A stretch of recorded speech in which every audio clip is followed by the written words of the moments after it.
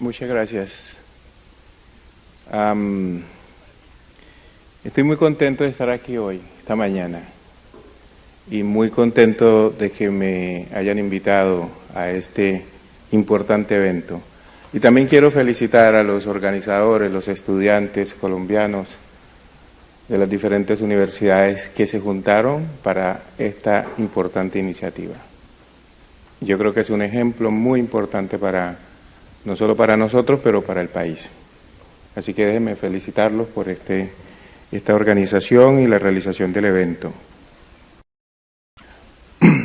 Yo tengo 10, 15 minutos para hacer una presentación y eso tiene que ser rápido. Realmente ese tiempo me pone nervioso porque siempre hay muchas cosas que hablar, que decir y no sé si ahí lo alcance, pero voy a tratar de hacer el máximo. Traté de colocar una información en estas diapositivas, en esta presentación de PowerPoint. La idea es que ustedes, mientras si ahí se me queda algo, puedan leerlo y traté de colocarle al máximo. Esa foto es una foto muy importante del Pacífico. Aquí está como mi información, no tengo tarjeta, así que mi correo electrónico está ahí para algo.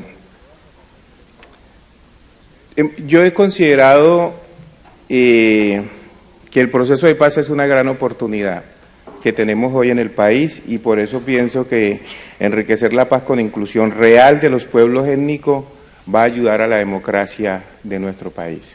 Y eso es un poco lo que andamos haciendo, abogando para que eso se dé. Vamos a mirar aquí unas estadísticas para que empecemos por ahí. Según el censo del 2005, los afrocolombianos somos el 10.5%, eso representa 4.3 millones. Eso es una estadística, o digamos información del censo, contradice mucho a la información de 11.6 millones que se decía que éramos antes en el país y que fue una información que salió del Plan Nacional de Desarrollo para Población Afrocolombiana entre 1998 y el año 2002. Ahí yo tengo una gran preocupación empezando por esto porque estas dos estadísticas o estas dos información nos dejan un poco pensando cuál es la estadística real de los afrocolombianos en el país.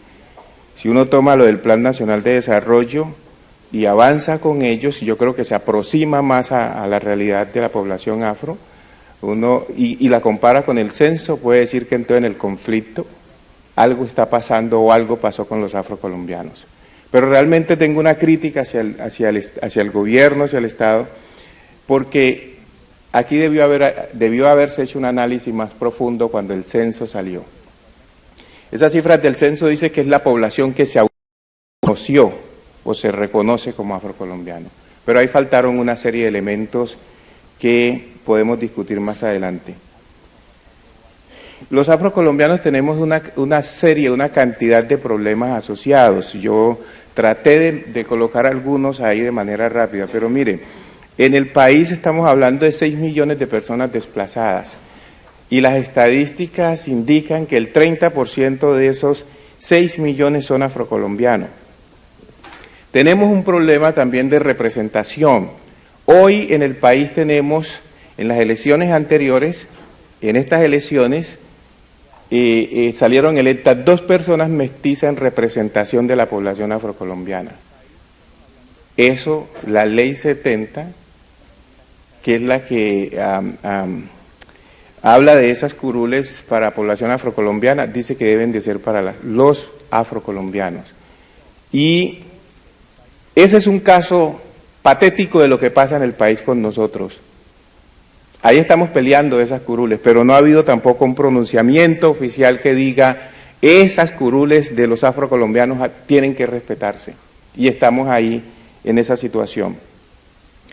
Tenemos un estado de marginalización, marginación histórica que hace más vulnerables los derechos de la población afrocolombiana, inclusive en el conflicto. Tenemos una serie de intereses económicos que apuntan hacia el Pacífico colombiano, donde está concentrada esta población, y tenemos una situación de exclusión estructural. Hay, por el otro lado, unos temas también que son, digamos, bastante difíciles en términos legales, en términos de derechos legales para la población, que pone en entredicho también el tema de la defensa del derecho al territorio. Por ejemplo, de la Ley 70 no se han reglamentado algunos capítulos que son importantes y que hoy, podríamos decir, están causando muchos problemas. El tema de la minería es un gran problema que tenemos en el Pacífico colombiano, en donde se han titulado 6 millones de hectáreas para población afrocolombiana. La Corte Constitucional ordenó con el auto 005 que tenía que hacerse una caracterización del territorio colectivo y ancestral de la población afrocolombiana. En eso no se ha avanzado. No se ha avanzado tampoco en los procesos de restitución de tierras que han sido quitadas, arrebatadas a la población afrocolombiana desplazada hoy. El plan de desarrollo actual inclusive se hizo sin la consulta previa que debe surgir con la población afrocolombiana. Ahí no hay cumplimiento tampoco de unas sentencias emitidas por la Honorable Corte Constitucional es decir, hay una cantidad de situaciones bastante difíciles.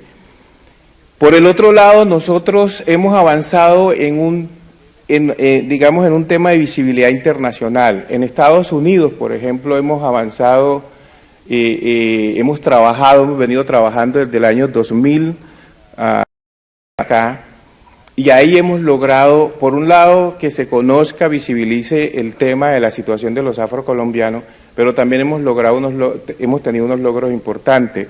Yo podría decir, uno de esos logros importantes es que en el año 2010 nosotros logramos, con el trabajo en equipo con los congresistas afroamericanos, que el Congreso de Estados Unidos asignara $60.4 millones para afrocolombianos e indígenas.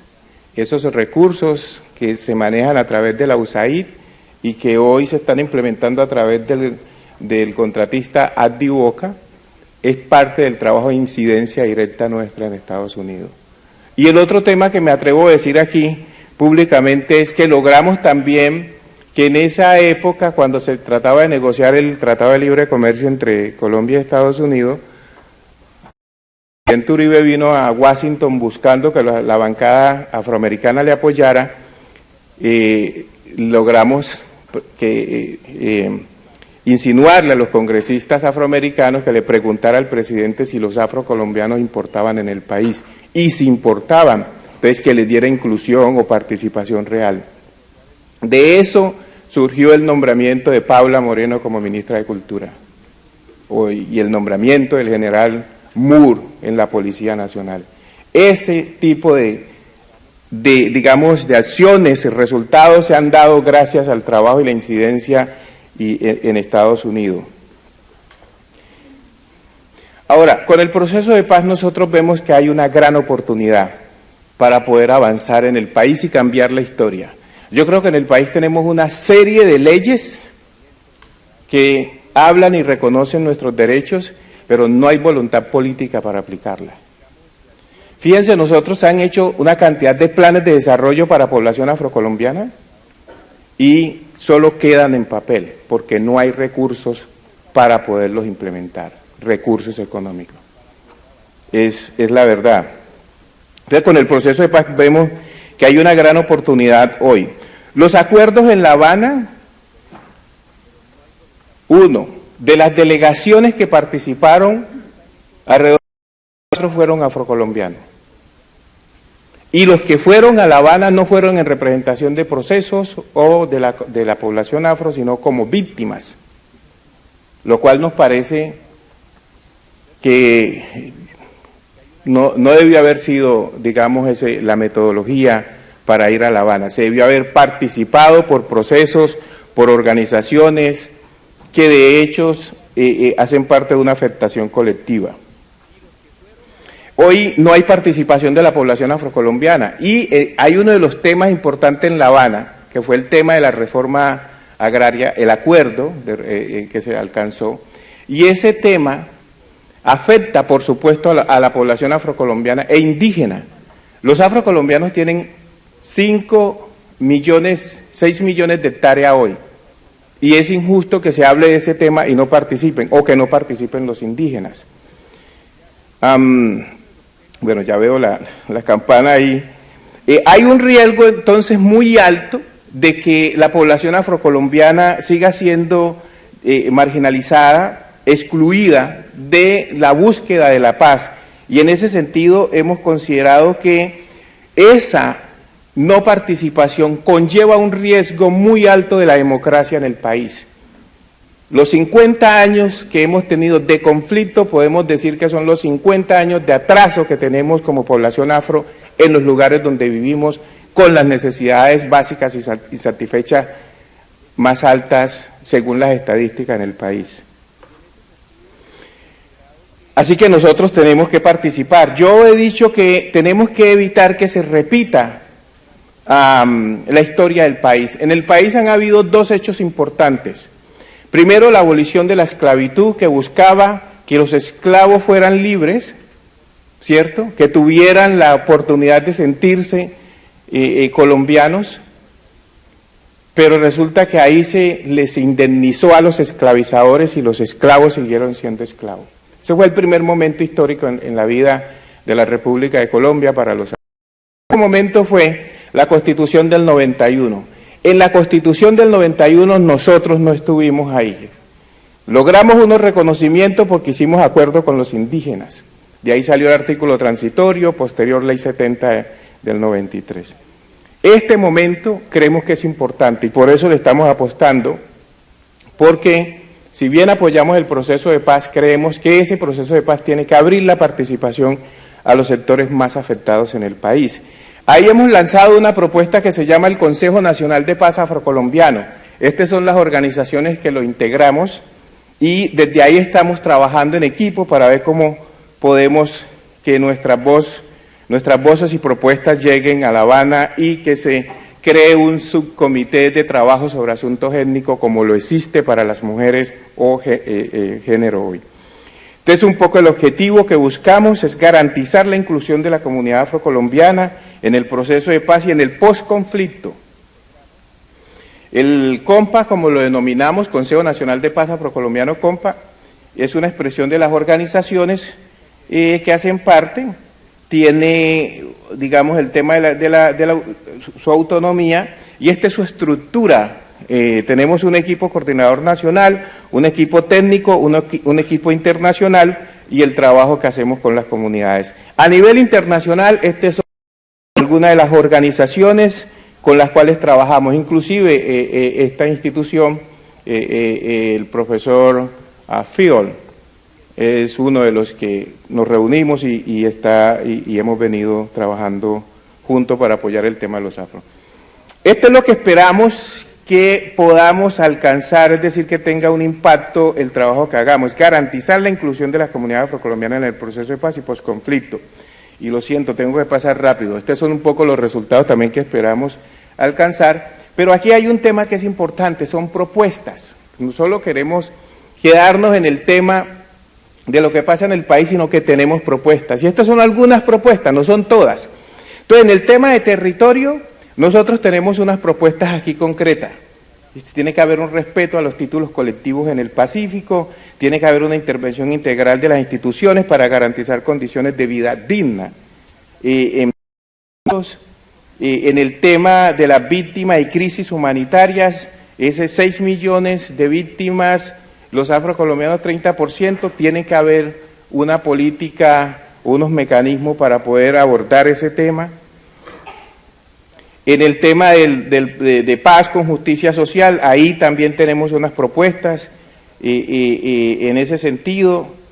En el tema del fortalecimiento organizativo y autonomía, tenemos también, por un lado está la realidad, por el otro lado tenemos las propuestas.